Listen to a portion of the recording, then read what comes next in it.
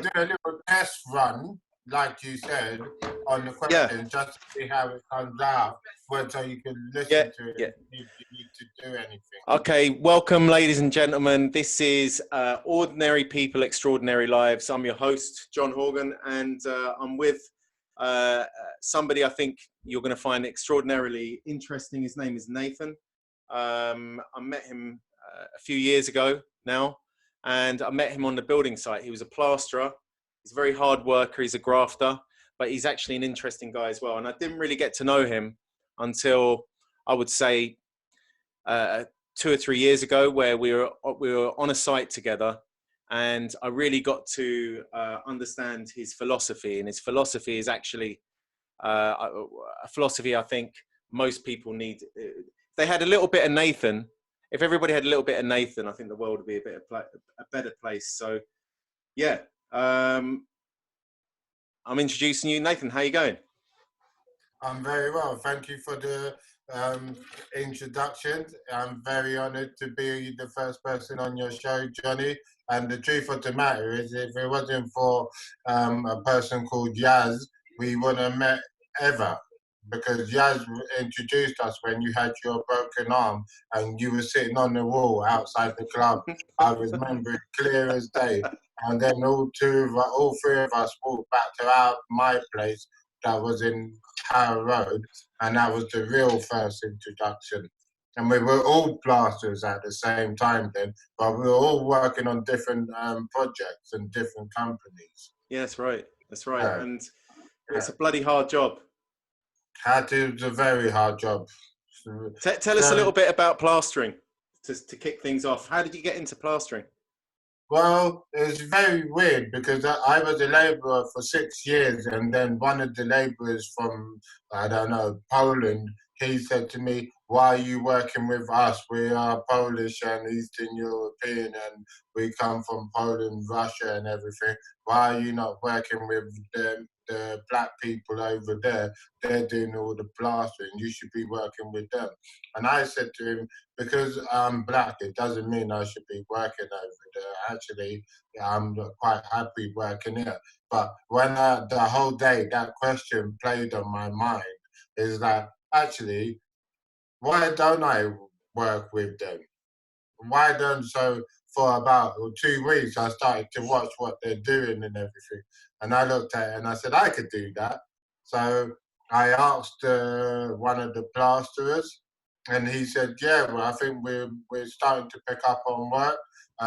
We need an extra mixer." So I started off as a labourer for the plaster mixer, and after about a month, I kept on asking the director and manager, "Can I work with the plasterers?" Eventually, he said yes, and then we worked on the site, and all I did was mix for 1 year. Wow. Well, I mean, how old were you? Whew, I'm old. Well, look, I mean, like, you're the same age as me. What are you, 43 now? Yeah, 45 this year. But wow. I would say 26 or 27. 26. So, you're right, you start off as a labourer. When do you get your kind of shot? When did you start on the trowel? When they had the little wall and stuff, and they put the trowel down, and they would just go, "Oh, Nathan, pick up the trowel and help us flat the wall out. Help us."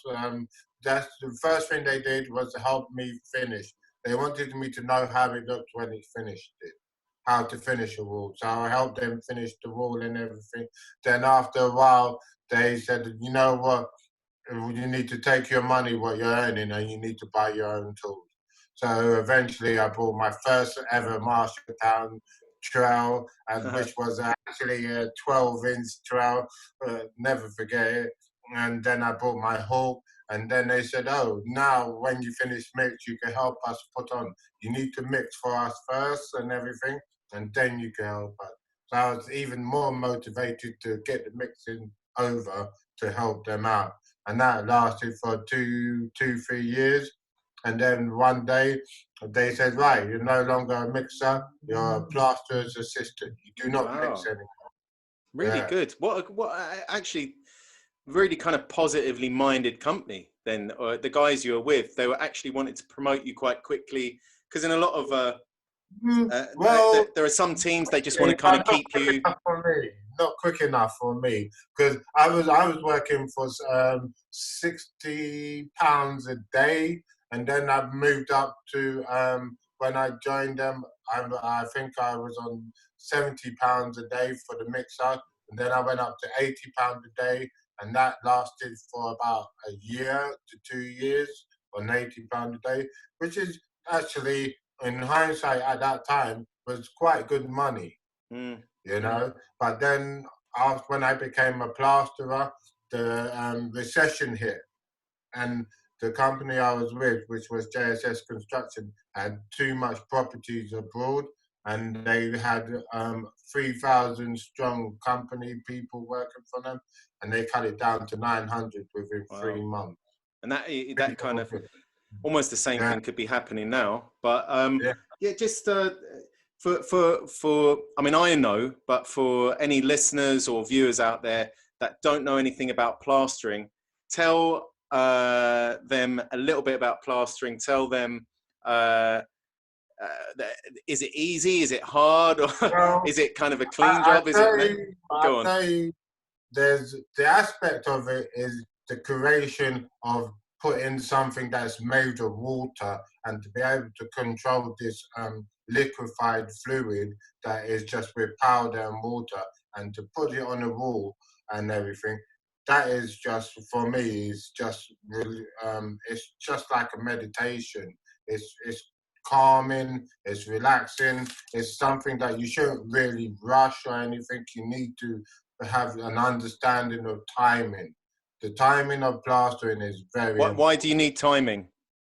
because if you mess up the timing and you play with it too much, you have too many lines. There's And it always a can dry too specific quickly point. as well. Yeah, Yeah. yeah. There's always a specific point of where you need to understand the material and the base you're putting it on.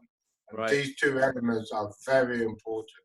If you do not prepare these things, you will always do the work again. And this will cost you time and money where you could be doing other things rather than them fixing that one thing because you didn't put PVA on it or because you just wanted to say, fuck it, I don't need to do this or Mm. whatever. But at the same time, once you master this stuff, then you have to master the actual techniques. And everyone's going to tell you they're the best plasters and this is how you should do it. But you should always take the best things of everybody and Yeah. leave the bad things. But remember the bad things. Because sometimes that bad thing, like I say, in some people's situation in life, it's bad for that moment, but it doesn't mean it's bad for the forever. Yeah. Sometimes that bad thing could actually be a good thing in another situation where it may not resolve that problem there and then, but it could resolve a problem in the future. Do you know what? Like, I couldn't agree more.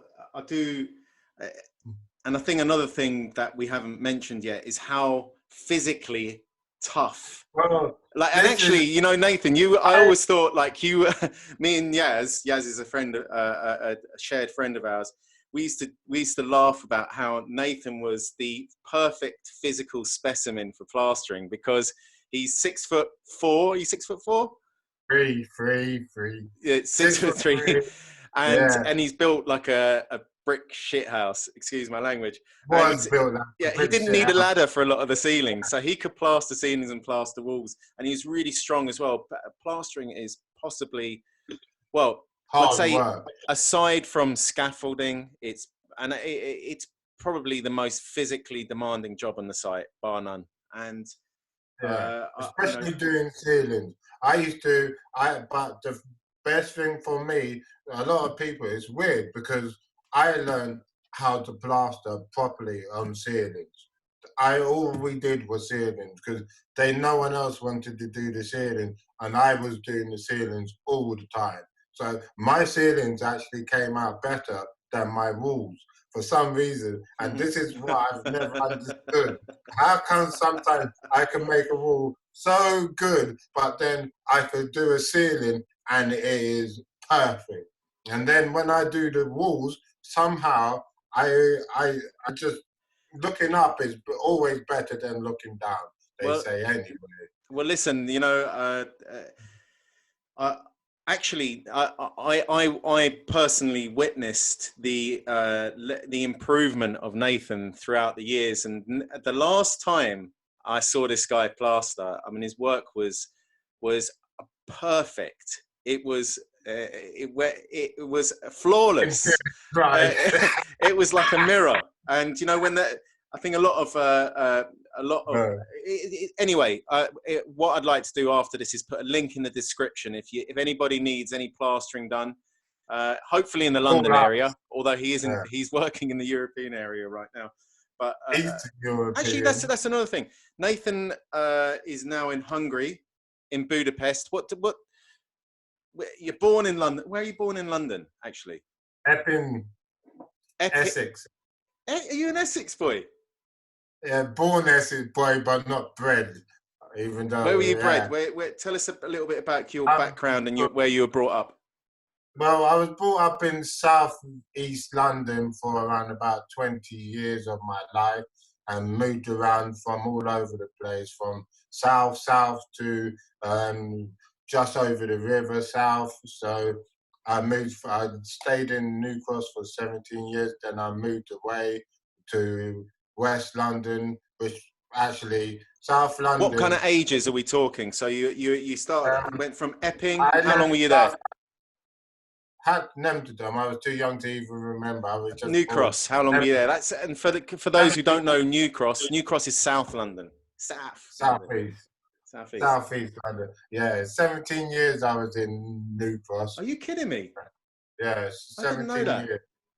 Yeah. So New I Cross know. and New Cross at that time was considered quite a tough area. Would that be right? And it was tough because we live right next door to Millwall. And I tell you, that is like some of the, when people say there's no racism in London and the UK, you don't know what it's like to live next door Okay, so to. let's just stop there.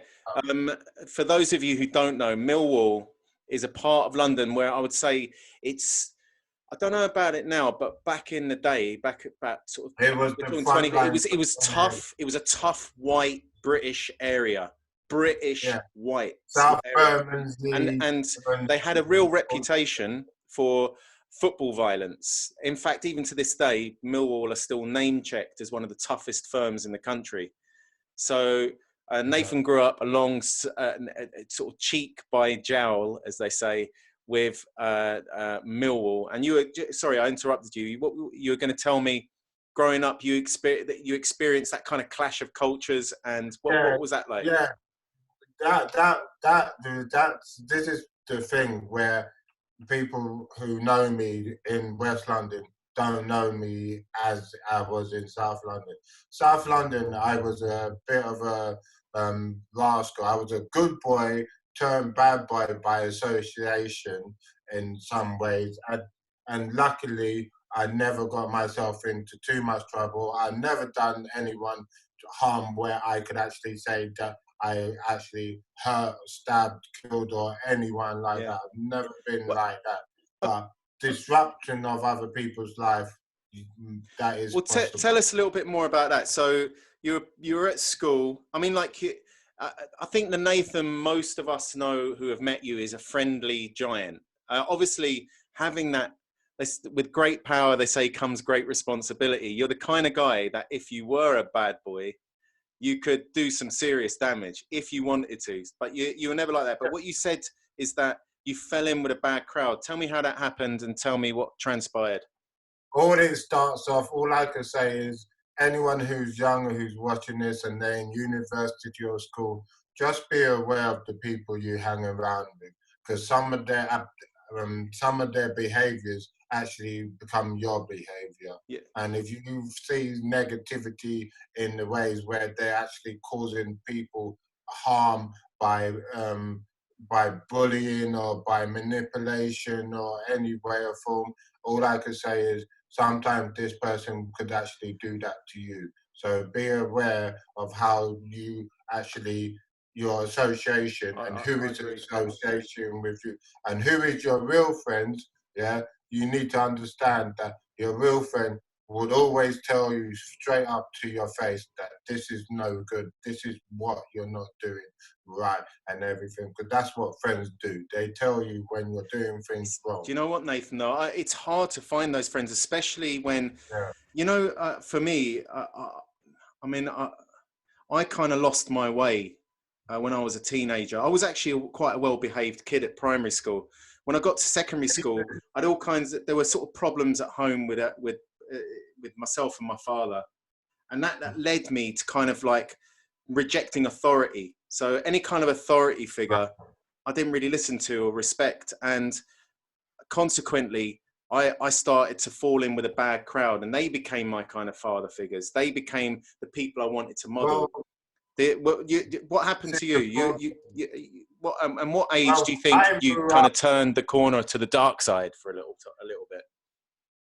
Well, age of 14, 15, it started off by having one lesson, not going to one lesson, then not going to two lessons, then thinking, okay, you know what, we need some money. So we started to either, when we remember one time we was in music school, we nicked the teacher's purse because she put her bag down and everything. So we just said, fuck it, Jesus, we ain't got no money, we just take Nathan. her purse everything. And then a few times we've had some scuffs in the school. I've had a scissor pulled out on me from the arts class and everything. I'll never forget the guy, his name was Spencer. He pulled the scissor out on me on the staircase of Hatcham Wood. And this is the other thing. My mum thought she was sending me to a new school, but it was a new name of a bad school. It was It was rough. yeah, it was a rough school before, but they just changed the name, but kept everything the same.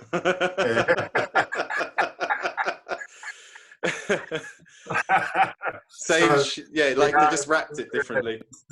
yeah, it just wrapped it in golden glitter because it had a new department. It had a really cool art and craft set, and it was just Were there any subjects at school you look back on and you think, do you know what? I actually enjoyed that. yeah. I liked that. I wish I'd actually taken that further. Well, I used to like arts, crafts, and design, and then from that, I like maths. I liked always the physical game side. I liked the athletic, even like the science classes. But I wish I took more notice of French lessons in school. That's the other thing. If I went back now and all the time we was taking the mickey out of French people, this and that, and how many people have come up to me and said, "Do you speak French?" Now everyone I know kind of speaks a little bit of French because they studied and they learned and they've remembered, you know. And yeah, there's a lot of things like even drawing. I That think was, like yeah. I know yeah, you mentioned like that before to me, art and music. You know, you had a, yeah. Well, music I always liked, but I never thought I would be able to make because my whole family and the people we were hanging out with, we were just going to spiral tribe raves at the age of 15 and stuff where people were not allowed in. These are like squat waves and everything where they just take abandoned buildings at and stay in 15. there. Yeah, So wait a yeah. minute. Were you old enough, young enough to remember the summer of love? The Summer of Love. I was That was actually 88, not. 89. They Yeah, were the rave I was. years. Yeah, Anyone I not was familiar with them? actually not really involved in too much love in them specific times because the people I was hanging around with actually kind of manipulated me to think that I was not worthy of a girlfriend or anything like that. So growing up with these people, this is what I'm saying. Sometimes you need to realize what these words are saying when people tell you things, how much it affects you when you're growing up and it still affects you now. Damn right. So, I agree with you. yeah, And it's really hard to shake it after a while. yeah. And, those early years, those adolescent years, in fact, I think is where the mind is most impressionable. And I remember you telling me, back when we were working together. That this road you went on with these associates. the associates led you to Yeah. quite a sort of dark end. Tell us what happened, and I'll leave it to you. In fact, Well, the long story is I hung around with these people and I gave up my home. I was in a good home. My mum was a single mum. She looked after me all her life. She never really let me go, and I was always welcome to come home. And I decided to make myself homeless because my friend was homeless, and we started to roam the streets as homeless thieves and delinquent. And I just feel like this is the main issue of me. And then when I looked back on how much we were just moving, we even stayed a week in a loft in a building of a house where we went up to the you know the drop door of the ceilings when you go up to the top floor, and there's insulation. We stayed in there for 3 nights. We jeez. stayed in the yard of a derelict yard with just a mattress on the floor in this bloody wasteland thing, and we stayed the night there. And it was just like, when I look back on it now, I'm thinking, what the fuck? Like, what Was the it fuck? exciting though at the time, or were you thinking to Uh, yourself, "What yeah, the hell am I no, doing?" yeah, no. I was thinking, why am I at some? Now I look back on it. Why was I doing all of this for Mm. someone who I don't even want to see now? Who Yeah, did this guy sound like? He was a really dark influence on your life. yeah. I don't wish to kind of like cut the story short, but you ended up, from what you told me, in a young offenders institution, Is and where you came to what many would call like a fork in the road, meaning you were given two options. One was to continue on as you were and go to even further down that road, and the other was to walk the other way. And tell us what that moment, uh, well, how it all, transpired and what happened. well, what the thing is, when you do something and you get caught and the door's getting booted off at 4 o'clock in the morning, yeah, and you're on the sixth floor and you're looking out the window thinking you could jump this and make the jump to the sixth floor, but you're looking at it thinking, no, you're gonna break a leg or something, and the door's getting boof, boof, boof, and you're thinking to yourself, fuck. I've got the person we burgled a house in the next tower, and we raided the whole house. We took the sky dish off the wall, we took the fridge, the freezer, the carpet, the chairs, the table, the sofa. We had the sofa in the place where we were staying because we was going to sell it the next day to the second-hand shop, but the second-hand shop grassed us up to the police because the woman come back and saw her stuff outside the second-hand shop on sale. And so obviously the police came, and then we're on the way in when we got arrested, and they said, right, you're going to Feltham. And ever I heard of And Feltham, for but I those just of you who don't know, Feltham was and probably still is considered the toughest young offenders institution in the country, isn't it? yeah. And that ranged from as a 16-year-old going on. The age group, there's people of 25 adults in Wow. Wow. Feltham. Do you remember your first day there? And can you tell us Yeah, what you were feeling when you walked through those doors? so I was all of a sudden your whole group that is you've been with for years is now gone because you're now been separated and you're by yourself in a prison. Yeah, You're almost going into the jungle, and it's a yeah, different. yeah. And It's a new episode in your life. And I wow. Yeah. remember the first day we walked in and I was sitting in this we call it the meat wagon, yeah, where you're just in a box and you're just sitting down like this and you can't even stand up. You're sitting down Were and you you can't handcuffed? move. Yeah, you can't even move. And then when you get let out, you realize how far away you are from home because you've driven like 3, 4 hours down the motorway, and now you're driving half an hour, and all you can see is the prison wall and stuff and everything, and you still ain't reached in the prison. It makes you feel like, okay, now this is something this is not the usual prison, the police cell in the police station. This is actually prison. And I remember walking in, and on the first day there, one of the black guys, he was from a gang, and he was like robbing people, like, give me your shoes and everything. And he was like, he'd come, he's just we ain't even got inside the prison. We're just waiting to get our clothes and everything. And the guy is just telling everyone, take off your shoes, give me your stuff and everything. And all of a sudden, they called me in. So I was quite fortunate. When they called me in, I got my prison uniform and I got sent to the cell. And when I got sent to the cell, I got sent to the cell by myself. And to tell the truth, I wasn't really reading too much. And that was the first time I read a book from beginning to end in a while, and I just felt, okay, now this is my life. I just start to read, and but that's the only thing you could do in the cell. So, and then they moved me to another cell, and I got put with this other guy, and he was like a bit older than me, and I said, how did you get put in here? I said, well, I got done for Class A burglary, and he goes, what are you in here for? He goes, armed robbery, murder, GBH, ABH, drugs, this and that, having arms, guns, and everything. I was like, what? I said, what did you do? He said him and his crew were riding up to people with Land Rovers and just taking their Range Rovers and Land Rovers, driving up to house, kidnapping them and telling them, just giving them the code. And I was thinking to myself, you've done all of this, and at the end of it, you're in prison. Yeah, and so for all these And successful, also, in another way, it put your kind of misdemeanors in perspective. You are now banged up with an A level gangster.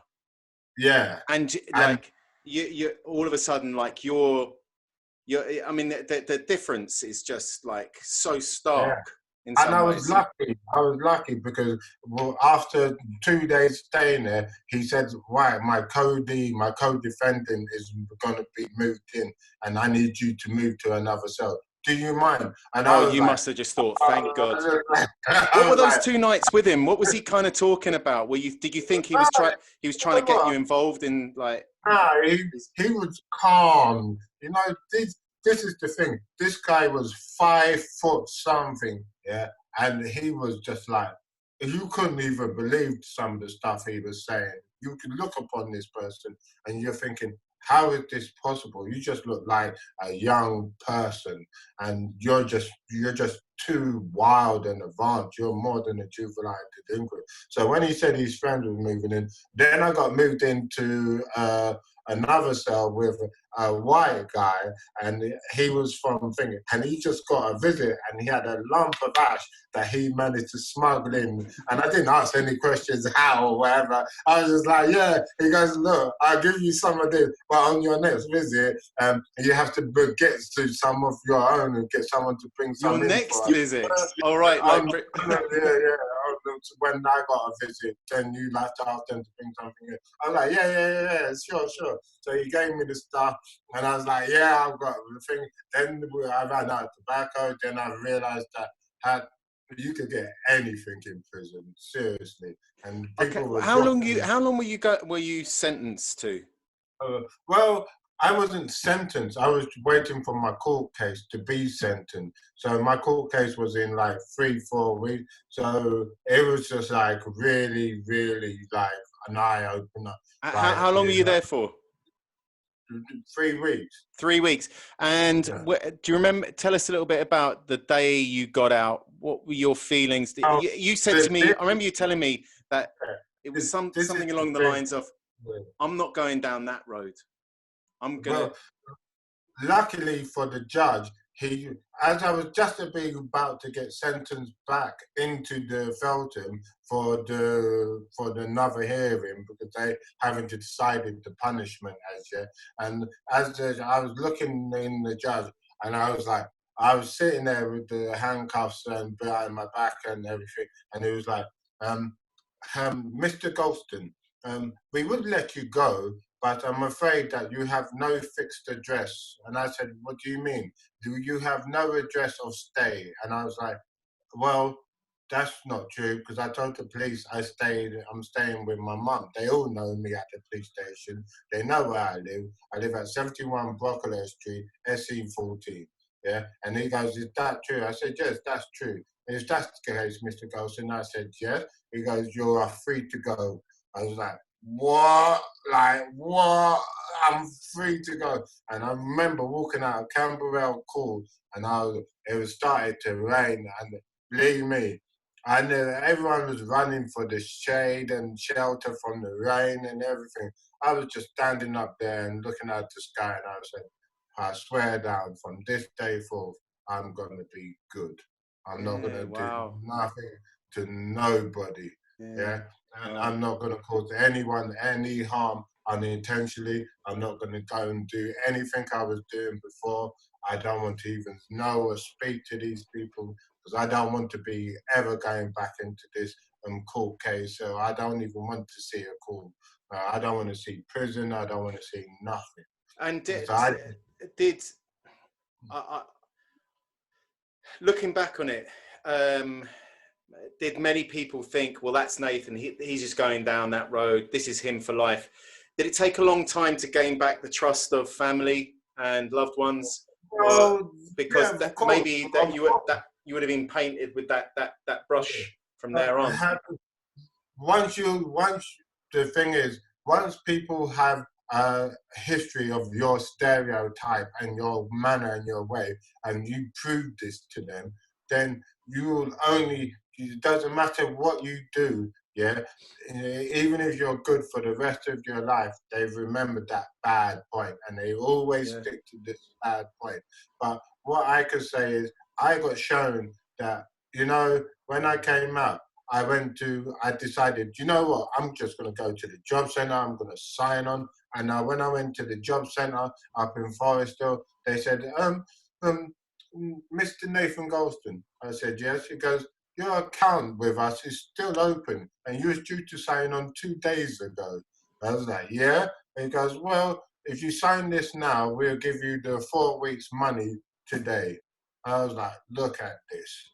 I ain't even done nothing to no one, and I'm guaranteed this money for straight away. And I signed up to get myself into another hostel and stuff because I came out. I wanted to just isolate myself from the people that I was associated with and everything. So I went into a few hostels, and a couple of them I had to leave because of certain incidents. Some are my fault, but some was not my fault. Like the one it was a nice hostel. I had a couple of, it was mixed and everything. So there was girls there, they had a pool table, self-contained kitchen. And I remember the group of from the estate, a group of boys who always used to come in because we had girls, so they wanted to play pool and show off their skills. And one day, the pool cue got broken, and they blamed me and told me I had to pay them 50 quid. And I was like, I didn't even use the queue, never mind break the queue. And from that day forward, they made threats to me, telling me that how when they see me, they're gonna hit me over the head with a monkey wrench and just carried on threatening me. And I said, I don't want nothing to do with it. So I just packed my bags and I left the hostel. I didn't yeah. even tell them. Yeah, just coming out of that to deal with this. I just said, no, I just go and I need to be somewhere else. And Yeah. so But then brought you into your 20s. What memories do you have of your 20s? well, my 20s were slow. As I went to, this was when I moved to West London from 1920. I decided, my mum would decided that she was going to leave South, but she was going to get a four-bedroom place. And I said, well, I would like to come back and everything. And she let me back. That's why forever, I will love my mum. That's why, you know, trust me, people don't understand how important when, Mm. as much as you do bad, your mum still They takes you just back. forgive you. So You're that's still the unconditional. boy. Yeah, yeah, you're still, and you're still, because I'm the firstborn, I was a first child, so that was a little bit of a, yeah, bonus, I think, in some ways. But yeah, I learned a lot. I learned two different lives. I've lived two halves of a life. In West London, I decided that I got my first qualification in video drama. I done the video work and everything. So yeah, life started to change for me. Then I started to meet people who I didn't even know who they were, but they were they thought highly of me, and they introduced me to more people. And I've been to places and I've seen things that I would never seen if I was in South London, I reckon. And I'm glad that my mum moved to West London because it's an eye opener. The rich and the poor are just round the corner. Yeah, You live in that's it. Yeah, you're right. yeah, Like, I would say Notting Hill, Westbourne Park, that Laverick area Road, is yeah, literally side by side, shall we say. yeah. You can go, one street is, say, I'd hesitate to say poor compared to some other parts of the world, but by London standards, you're talking the working class, the people who maybe aren't even working, living a road away from the richest people in London, more or Uh, less, like yeah, for sure. houses that Yeah. are worth millions. And Million. And even the house in Notting in the film in Notting Hill was it's just round the corner from where I used to live and round the corner from where my friends used to live. I got introduced to people because of the way I decided to be and everything with other people. I decided that I'm just going to be um, not be deceitful and everything. I'm just going to be honest about most things, whether people like it or don't like it. So I wanted to keep up my faith of being good and everything. So this is like I don't know. This is how I am as a so person. this is interesting that this brings me on to really the crux of why I'm doing this, why I'm doing this podcast, why I'm actually speaking to you. I'm speaking to you because I respect your philosophy. You have a philosophy on life. Like I say, I did say, and I started at the beginning. I said, if everybody had a little bit of Nathan in their personality, the world would be a better place. And so you talk about honesty. Well, let's switch tracks and go on to really what your philosophy is, because I'm going to let everybody know out there. Nathan is actually a very, very popular guy. I would say 99% of the people that meet him like him, and he's the kind of person that leaves you with a bit of happy in your heart. Tell us about your philosophy, and yeah, I'll leave it to you. What does it mean to you? What is the philosophy, your Well, philosophy, Nathan, in life? first of all, I believe that you know you can only be as good as you want to be, and so therefore I try to be as good as I can to everybody I know. I never will ever discriminate anyone. That's why every single person I know comes from all regions of the world. I don't feel like there is poor or rich, but there is this forecast of negativity around everybody in most situations in their life. And Why I is that, try do to you think? have, Why is that? why is that? Because Why? they've forgotten the true purpose of what they're actually there for. Like I was Mm. talking to a lady, and she told me that she has no purpose in her life because she's at work. She gets told to be bullied by the boss. She doesn't know how to say no because she's so dependent on this job. But her son is gay, and this is another problem of forecast. Plus, she's a single mother, so she said that she don't know what she's doing. She has no The purpose. odds are stacked against her, kind of thing. I told her, turned around and said to her, "Look, when it comes down to anything, you think you don't have a purpose. My purpose in my life is to meet you to tell you that these things what you need to hear now. Yeah, and what you first thing you should do is learn how to tell your boss to say no to your boss and have the courage and the strength to look after the boss. Yeah, and yeah, you need." we had a and you need to understand your purpose in life is a mother. Doesn't matter what you do, you have a son and you need to look after your son. And you've been doing that, but you need to show him that you've been doing it. And I saw her around about 6 months later, and she goes, "You know what?" And I said, "What?" My job is much better. I've told my boss no. I'm not dedicated to always say yes to this overtime work. I spend more time with my son and everything. And she turned around, she said, "Thank you. You gave me the strength to defend and pick myself up from a thing." And I do understand my purpose. My purpose is to raise my son. And I said, "Yes." You know, the things like this, I'm grateful that I can help other people. And I think more people need to understand the more we help other people, there's more people be able to do things themselves without being restricted to isolation of their own You're right. um, You're right. Do you know what it is, depression. Nathan? I don't know what it is. I mean, I'm because you're much better at turning the negative into the positive. You always have been.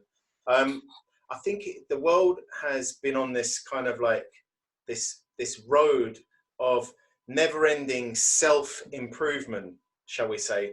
But we've forgotten that we're part of this greater family called the human Society. family, and like Yeah, that we self-centeredness, too much self-centered, being centered around the self actually makes us unwell and unhappy. of Um, course. Do you you have this. remember You when once you had were this philosophy of.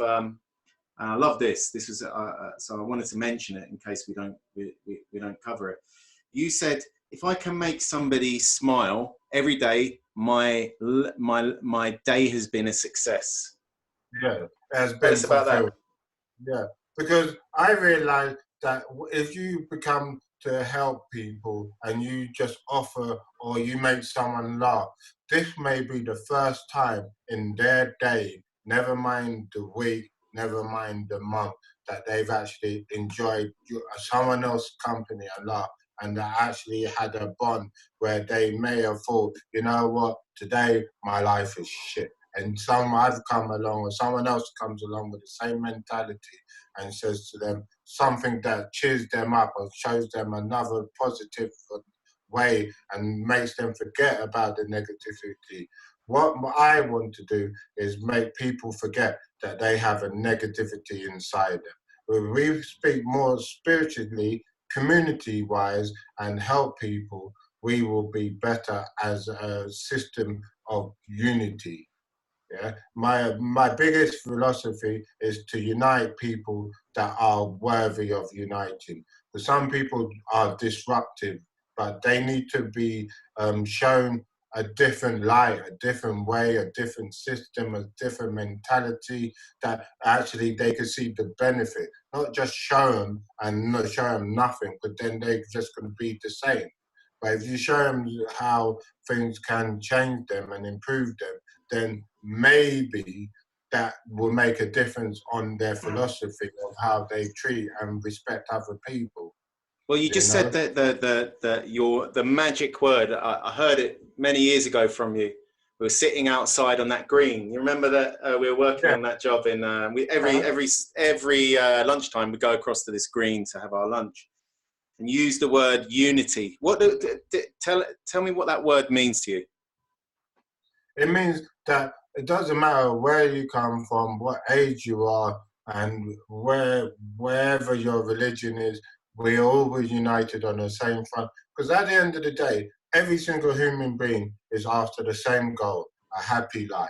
Yeah, we don't want to be struck down by systematic taxes and all this revolt and being fired or being let go of a job. But sometimes, sometimes to let go of something, someone has to let you go. And this is the thing. We need to understand that someone in our life will disappoint us and there will be disappointment. But if we look on it as a disappointment of improvement, then we will be going forward from the disappointment.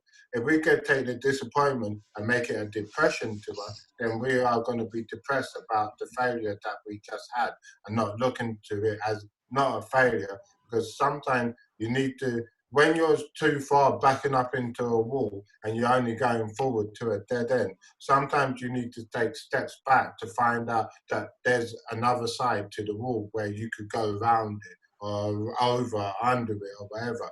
Sometimes taking a step back makes you more observant about your surroundings and where you are. You know, taking a step back is not a bad thing. So when see people stop you from doing your job, your work, or whatever, I say, you know what? Thank you very much for your time. I'm glad I met you, and I hope you're glad of my work and my time and everything. And if it's not meant to be, it's not meant to be. You know my name, you got my number, you see what I can do. If we need to work in the future, then so be it. If not, thank you. And that's it. Yeah? You just We mentioned it walk off. there again. That uh, you said a step back. The world, and we are talking pretty much the world right now, is has had to take a step back. Yeah. At first, like, oh, hello, can you hear me still? Yeah. Yeah. I hear Okay. At everything. first, maybe hang on. I keep I keep needing to change the angle of the Why? thing. Yeah, because it's the sun. The sun's coming through. It's Yeah, beaming. Huh? we've got the sun. You're bringing the light, Nathan. You're bringing the light. COVID-19 has put us all on lockdown. We're all on lockdown. We it's not prison. Maybe it's a prison with a nice duvet on top. But we are being asked to kind of spend time at home, and that has, I think, the humanity, to a greater or lesser extent, I'm looking at the positives, is being forced to reflect, as you said, to take a step back. How are you viewing this whole situation? And secondly, personally for you, what are you learning about yourself? Well, I learned that I could survive and accommodate in any form of situation where it comes down to, because I'm happy with myself, to tell the truth. So I have no problem being isolated by myself. I'm happy with my girlfriend. I'm happy with aspects of my life. Some things obviously could be better, but that's the same thing with everybody's life. But I know things, it's not they could be better, they're going to be better, because nothing in the cycle of life ever remains the same unless you take a photo. And that's the only time it will ever be the same. Other than that, even a movie is moving. So nothing stays the same unless it's stagnated and it's still. So if we take a photo and we put this photo down, that's you guaranteed in 100 years that photo would never ever change its image. Yeah, but everything else around that photo that hasn't been taken has changed. Yeah, everything has an evolution. So we need to um, understand that sometimes having a change is not a bad thing, but who's changing it could be the worst thing for everybody. This is the only problem that we face now, is who's making these changes. If we're making these changes to restart, for us to understand that yes, we should actually realized that my neighbor is an 80-year-old woman who can't get out the house because of the coronavirus. So I'm going to go down there and ask her what she needs. And I've never done that before in my life because I never knew she existed because of my work and my own personal agenda. Then this is a good thing because now more people, it's more you continue to do something, it's the more you're able to say, when this ends, to continue to do this, and it's not just for the period. So in some ways, the longer this goes on, is the better it is for us as human beings, because we will learn to actually solve so many problems in our community of social networking. Yeah, we help people by acknowledging that they exist. We True. help people more. If we don't acknowledge something to existing, we cannot help them.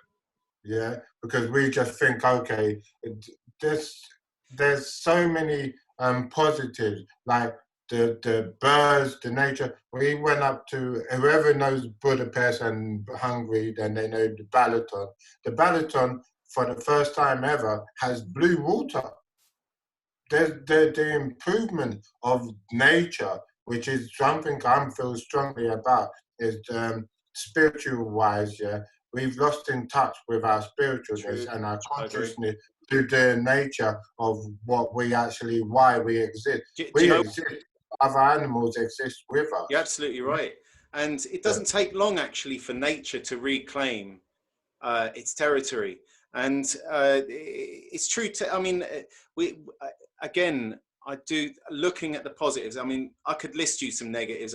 I'm a conspiracy theorist at heart. I'm not going to go down the road. I'm going to look. I'm going to look right now. I'm going to look right now at the things that on the positive.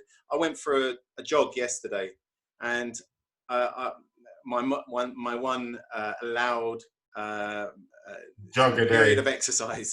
I went through 3 different parks, Mm. and you know what? I was just struck by nature, and we don't get enough of it. And I think that by not getting enough of it, we actually fall out of Forgotten it. sync in some way Yeah. with natural order. And Yeah.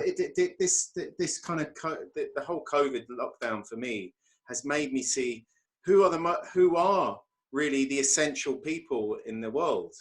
The essential Doctors, people are nurses, doctors, teachers. nurses, bus drivers, road workers, the salt of the earth, basically, and they don't get paid very well. So, and also, so this is why I've started this podcast. I've always wanted to do it, but more so in this time, because what's truly valuable in my eyes, and what is becoming more valuable, is connecting and connecting in a positive way to people and connecting to the world. I think the most valuable people are the people who, I don't know, bring honesty, bring truth, bring love, bring good philosophies, and are able to kind of, yeah, we say everyone wants to change the world, but I saw through you were just trying to change the world around you, just one person at a time, one conversation at a time, one action at a time. And yeah, we get it wrong. We get it wrong. I get it wrong all the time. But This is life. yeah, Doesn't mean you're bad because you're getting things wrong, which you are trying. It doesn't make you a bad person. It doesn't make you less agile to do other things. This is the thing. People, when they get things wrong, they consider themselves worthless or bad or something, or they don't feel like they should continue or anything. But everything when you started doing your education, you made many mistakes when you were learning stuff. So it's the same thing. We're all going to make mistakes in our life, whether we're 20, 10, 40. It doesn't matter. It's how we deal with it. This is the problem. We sometimes don't know how to deal with failure. We don't know how to deal with when we have goals and ideas and we don't achieve these goals and ideas. We look at that, we haven't achieved anything. But if you take away the goals and the ideas, and you look exactly what you've done, yeah, you've achieved much more than the majority of the people that have their own goals because you don't actually realize you know, that. but that old and it does ring true whether you're religious or not. In the Bible it says, what what what does a man get if he gets all the treasures in the world? I'll have to find that quote. I've completely forgotten it. But it's still not that. What's the? It'd be better to store your treasure in being good to people. Like that's what I'm learning now. You look around and you think, God, we were all chasing the money, and we went down. It's almost like that was another fork in the road. You could have gone down the road of criminality. You went down the road of here.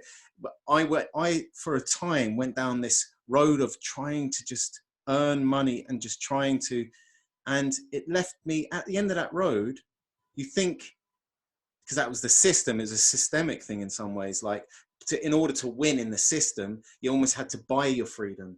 But in actual fact, we're our soul. I said it to you actually. Was it yesterday that you can put a man in prison, but you can't imprison his soul. The soul of a man. Yeah. Now, this is what we are forgetting. everybody who's actually here can make a real big difference now. But this is the time where we can actually say, no, we do not want your taxes. No, we do not want your new stuff, because we've learned to live with the stuff that we've got already, because Yeah, you made it's it true. because of How many more COVID-19. improvements do we need? Yeah. Well, Do you why know do what I struck need? me, Nathan, very quickly was that we were able to print all of this money out of thin air. Like, I don't know much about economists. I don't pretend to, but yet there's so much inequality in the world, and there's so many Look, have-nots, and yet we were just able to just print all that money and give it to the banks again. And anyway, again, that's another story. I interrupted you. You're on a very good track there. Maybe you should continue with I that. forgot what I was going to say.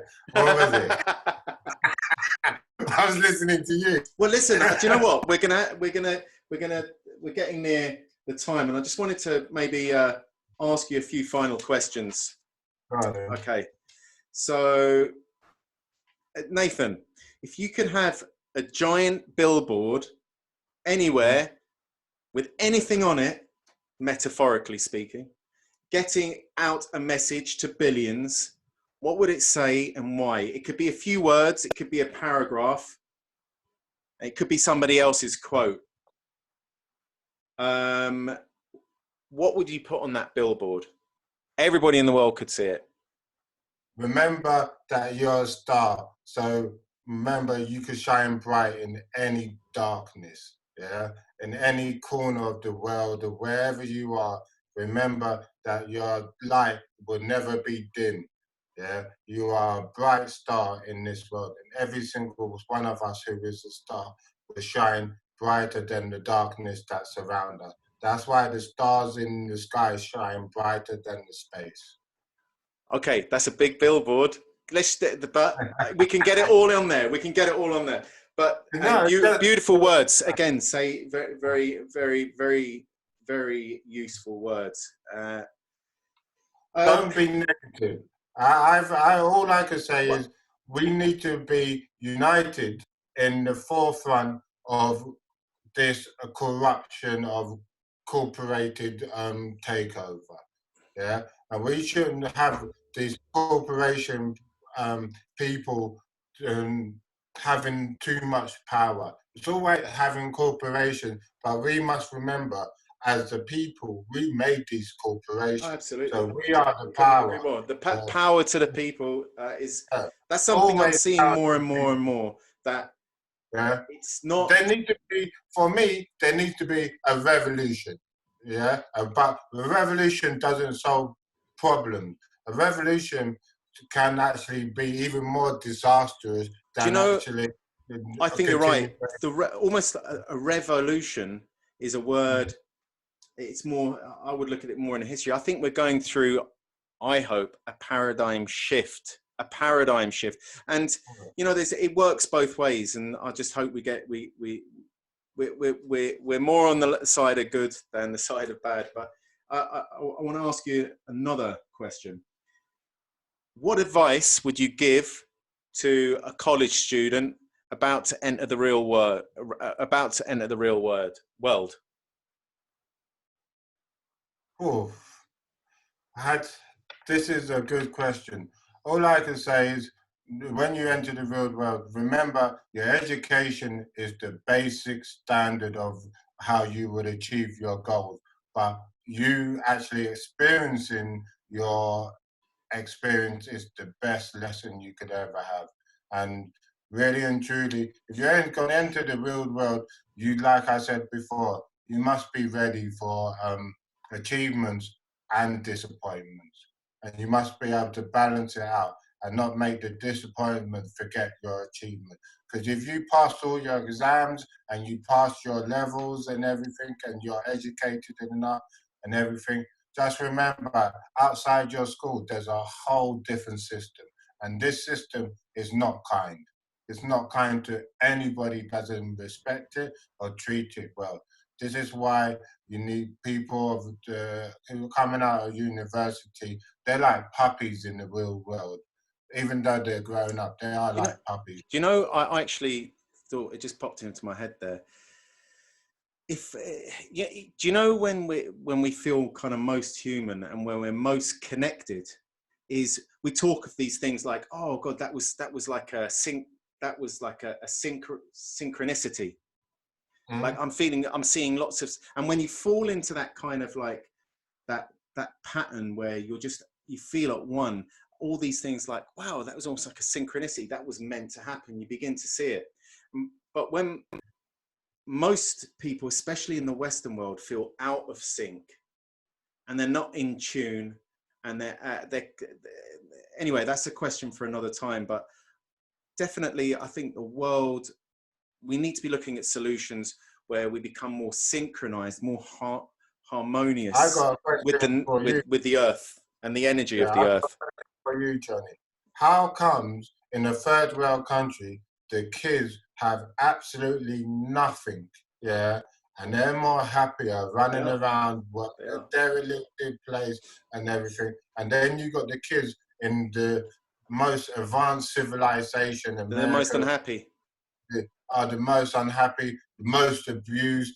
And it's all down to one thing: family and community. If And you yeah, do you're not have the absolutely right. right family Yeah. and the right community, you are just as lost as any It's kind other. of, I agree with you. It's really funny that we put these kind of different indexes and statistic sites that show that the West is the best place to live, when in fact, we don't look at things like a true happiness index. And a happiness comes from, as you say, connecting with, like, and that is what this whole COVID-19 is really showing me more and more. What is actually important? What is actually important? And it's loved ones, it's family, it's friends, it's being good to your neighbor. It goes right the way back to just being a good human. Nathan? Yes, for sure.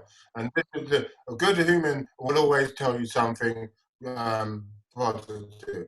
A good human who has doubt all can easily tell you something that he thinks is good. Yeah, but at the same time, you caught him on a bad day or something. So his advice will not be the same as a true good person.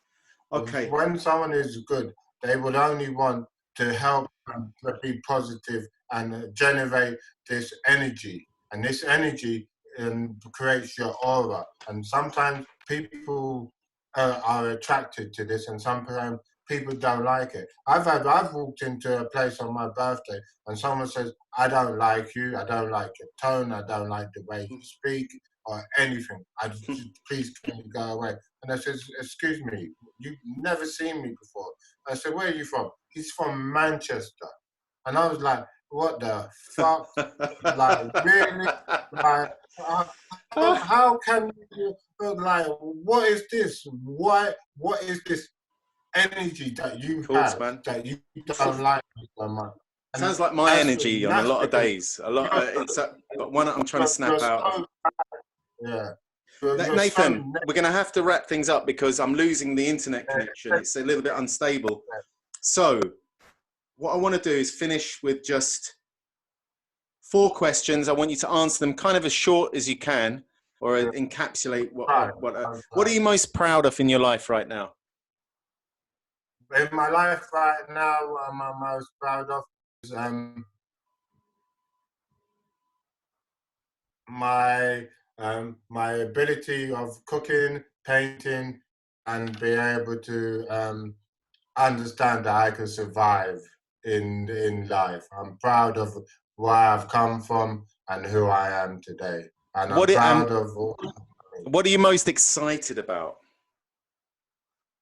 getting new jobs. Okay, and lastly, what are you most grateful for? I'm grateful for the people that's accepted me in their life and want to know me. And that's a blessing.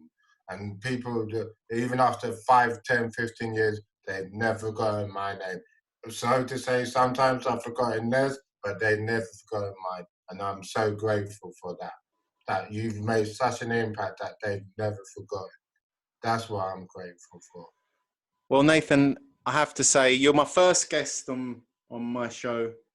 I don't know where it'll go.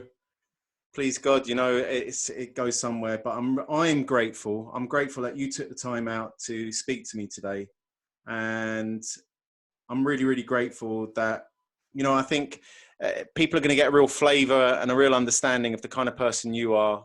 Like I said, we only worked with each other for a few months, but in that time, I always remember you left something with me, and whenever I think of you, I think good, and I think that's success. That's in a way that's because I was walking past a cemetery actually yesterday, and I thought, well, that's where we end up at the end of the day. So what is important, what's valuable, and it's just to leave those little seeds with people of goodness, of charity, of hope, and like I say, I've a lot of gratitude. Thanks for taking the time out One to second, speak to me before you today. leave, this is the other thing. This is my first ever painting I've done, and it's only because I'm here. So Okay, I'll cool. just show you. Yeah, as a little